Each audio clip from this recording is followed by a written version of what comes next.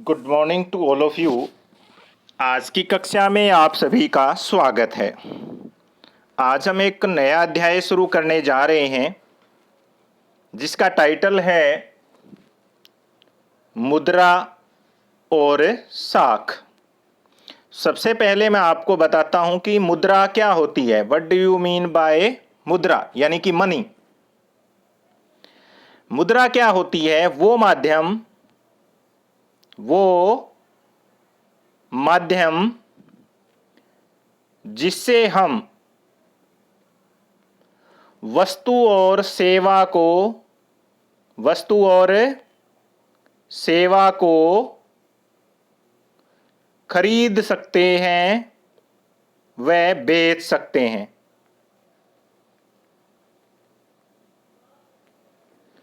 उसे हम क्या कहते हैं? मुद्रा कहते हैं।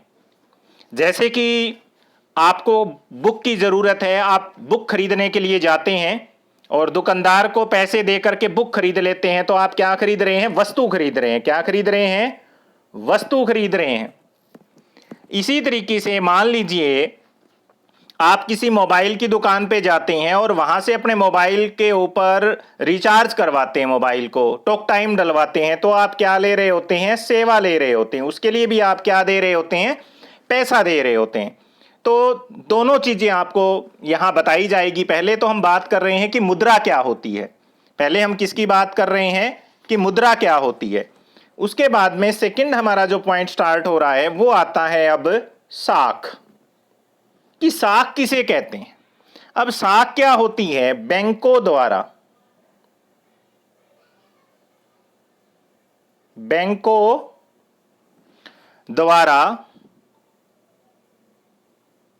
अपने पास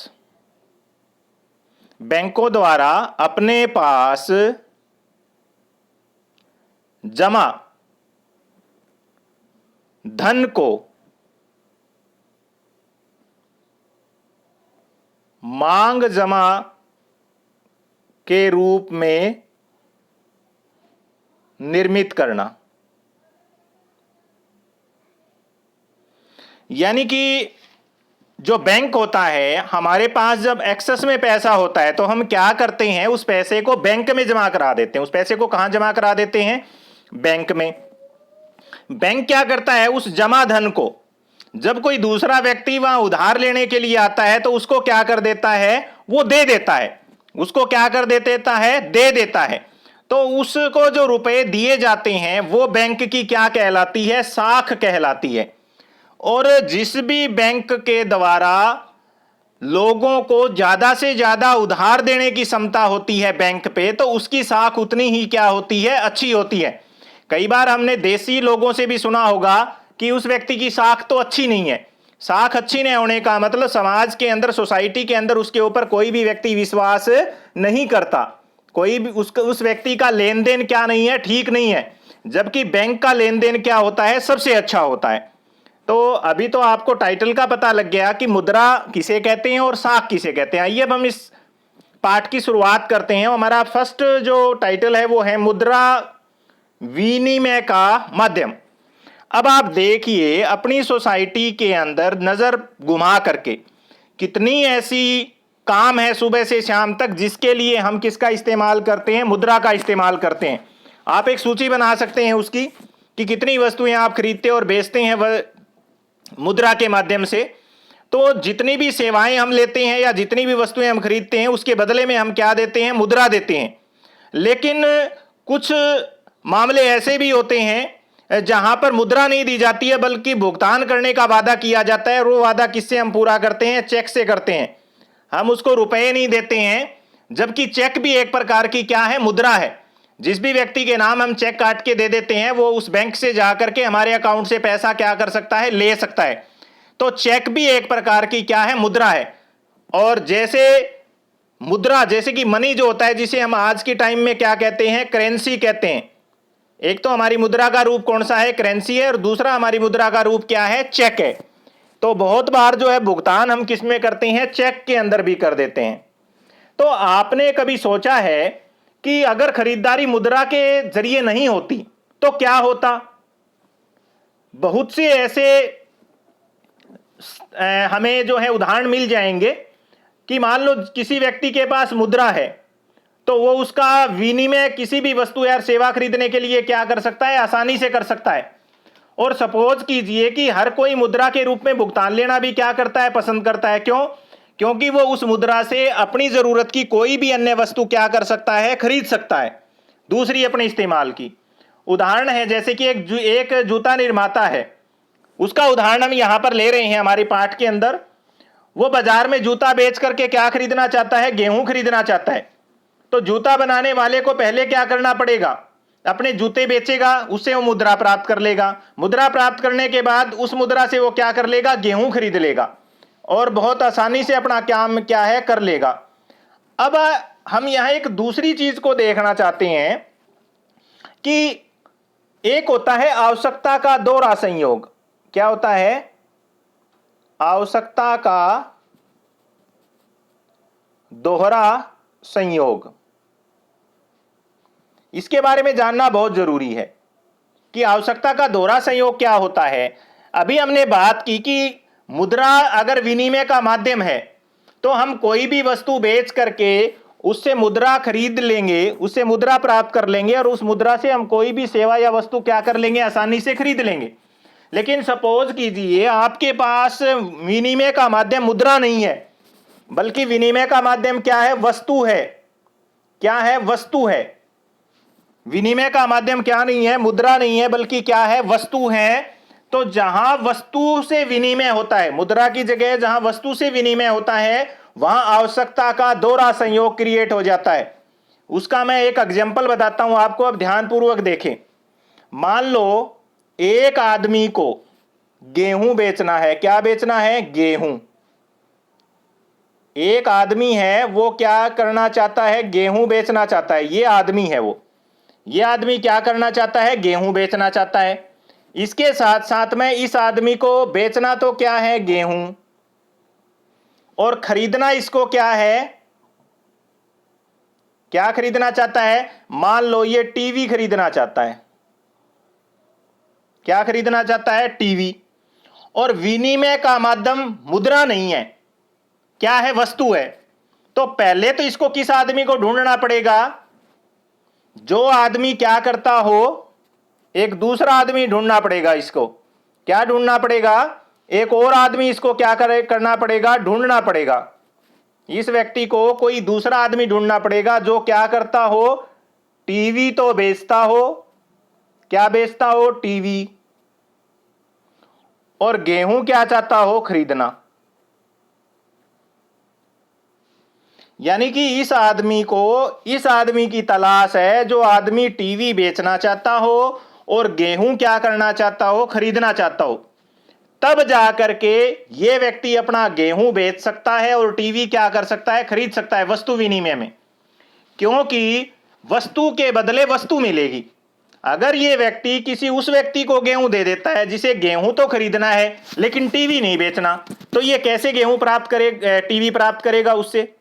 तो इस प्रकार आवश्यकता का क्या बन गया, दोहरा संयोग, कि इसे वो व्यक्ति चाहिए जो एक चीज खरीद ले और वही वस्तु उसको क्या कर दे, जो जरूरत है वो बेच दे। यानी कि दो वस्तुएं, गेहूं और टीवी, और उधर भी क्या चाहिए, गेहूं और टीवी, दोनों तरफ सेम चाहिए, तभी वो व्यक्ति उससे क्या कर सकता है, खरीद सकता है। तो ऐसा करने के लिए बहुत मुश्किल हो जाती है उसे उस व्यक्ति को ढूंढना जो टीवी बेचने के साथ साथ उससे क्या कर ले, गेहूं खरीद ले। इससे समय की बहुत ज्यादा क्या होती है, बर्बादी होती है। इसलिए वस्तु विनिमय के स्थान पर हमने किसको स्वीकार करना शुरू कर दिया, मुद्रा को। अब मान लो यही व्यक्ति अगर वस्तु विनिमय की जगह क्या करता, मुद्रा विनिमय होता, तो इसे उस आदमी की जरूरत नहीं थी, इसे सिर्फ एक आदमी की जरूरत थी जो क्या चाहता हो, गेहूं खरीदना, चाहे वो टीवी बेचना ना चाहता हो। वो इसको क्या करता, गेहूं बेचता और इससे क्या कर लेता, पैसे ले लेता। उस पैसे से वो उस आदमी के पास जाता जो क्या बेचना चाहता था, टीवी बेचना चाहता था, और वहां जाकर के टीवी खरीद लेता। तो यहां दोहरा संयोग क्या हो जाता, समाप्त हो जाता। तो मुद्रा जहां विनिमय का माध्यम होती है वहां आवश्यकता का दोहरा संयोग नहीं होता। जहां वस्तु विनिमय होती है वहां पर मुद्रा का क्या होता है, दोहरा संयोग। अब आप ये सोच रहे होंगे जी वस्तु विनिमय क्या होता है, वस्तु विनिमय क्या होता है। जहां वस्तु के बदले वस्तु में ही आदान प्रदान होता है। जो हम सेवा और वस्तु खरीदते हैं, जो सेवा और वस्तु हमें चाहिए, उसके बदले में वस्तु से ही क्या किया जाएगा, आदान और प्रदान, जहां मुद्रा का कोई भी माध्यम नहीं होता। इसलिए वस्तु विनिमय प्रणाली जो होती है उसमें वस्तुओं का आदान प्रदान किया जाता है, मुद्रा का आदान प्रदान नहीं किया जाता। इसलिए मुद्रा जो होती है वो आवश्यकता के दोहरे संयोग को क्या कर देती है, समाप्त कर देती। इंपॉर्टेंट प्रश्न है, ये बहुत बार पूछा जाता है। तो इसलिए क्या हुआ कि जो मुद्रा है हमारी वो किसका काम करती है, मध्यस्थता का काम करती है। इसलिए उसको क्या बोला जाता है, विनिमय का माध्यम।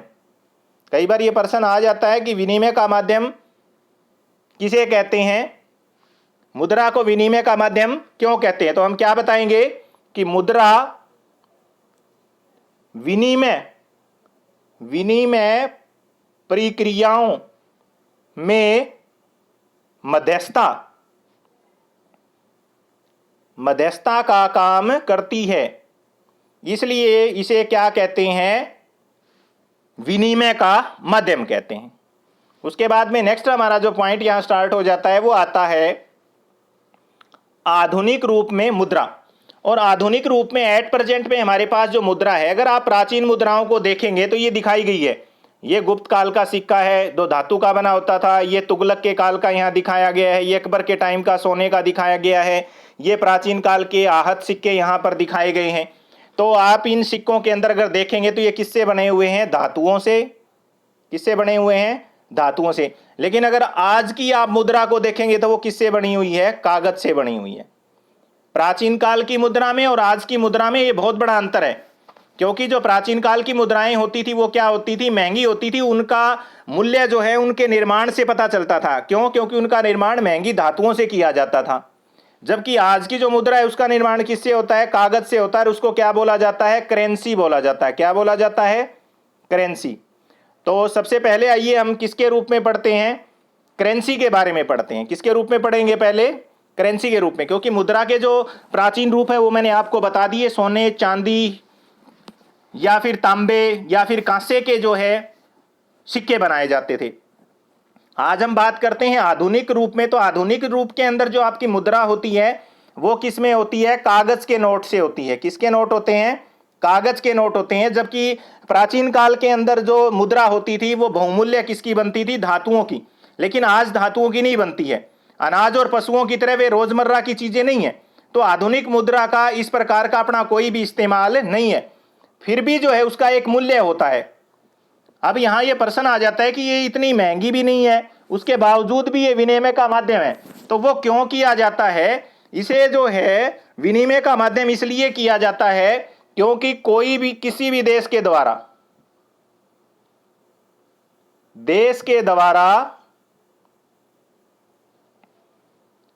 उसकी सरकार इसे क्या करती है, प्राधिकृत करती है, अथॉरिटी देती है। यानी कि इस कागजी मुद्रा को स्वीकार क्यों किया जाता है, क्योंकि जिस भी देश की मुद्रा होती है वहां की सरकार इसके लिए क्या करती है, अथॉरिटी देती है, एथोराइज कर देती है, उसको मान्यता दे देती है। तो ये काम कौन करता है, अगर हम भारत की बात करें तो भारतीय रिजर्व बैंक। ये काम किसके जिम्मे है, भारतीय रिजर्व बैंक के जिम्मे है। और केंद्र सरकार के दिशा निर्देशों के अनुसार ये क्या करता है, काम करता है। और इसी के अलावा, रिजर्व बैंक के अलावा किसी भी बैंक को मुद्रा जारी करने का अधिकार नहीं है। मुद्रा कौन जारी करता है, मुद्रा कौन जारी करता है, तो कौन करता है, reserve bank of India. Reserve bank of India. इसके अलावा किसी को भी मुद्रा जारी करने का अधिकार नहीं है। इसके अलावा कानून जो होता है वो विनिमय माध्यम के रूप में रुपए का इस्तेमाल करने की क्या देता है, वैधता देता है। और जिससे भारत के अंदर जो सौदों की जो अदायगी होती है उसके लिए कोई भी व्यक्ति आपको क्या नहीं कर सकता, मना नहीं कर सकता। कोई भी व्यक्ति कानूनी तौर पर रुपयों में अदायगी को क्या नहीं कर सकता, अस्वीकार। अगर आप किसी दुकान पर रुपए लेके जाते हैं तो कोई भी व्यक्ति उन रुपयों के बदले में आपको वस्तु देने से मना नहीं कर सकता। अगर वो ऐसा करता है तो वो देश की मुद्रा का अपमान करता है और उसे क्या मिलती है, सजा मिलती है। उसको क्या मिलती है, सजा मिलती है। सबसे इंपॉर्टेंट चीजें हैं ये। उसके बाद में हम नेक्स्ट यहां पर पहुंचते हैं। हमारा नेक्स्ट जो पॉइंट आता है वो आता है बैंकों में निक्षेप। और बैंकों में जो निक्षेप होता है वो बैंकों के अंदर जो जमा धन है उसको बोला जाता है। बैंक निक्षेप किसे बोला जाता है, बैंकों के अंदर जो धन जमा होता है उसको बैंक का क्या बोला जाता है, निक्षेप बोला जाता है। यानी कि जो लोग होते हैं वो अपनी अतिरिक्त पूंजी किस में जमा करवा देते हैं, बैंक में जमा करवा देते हैं। और बैंकों के पास जो जमा पूंजी जमा होती है उसको क्या बोला जाता है, बैंकों का निक्षेप बोला जाता है। और इसके बारे में हम हमारी आगे की कक्षा में अध्ययन करेंगे। Thank you.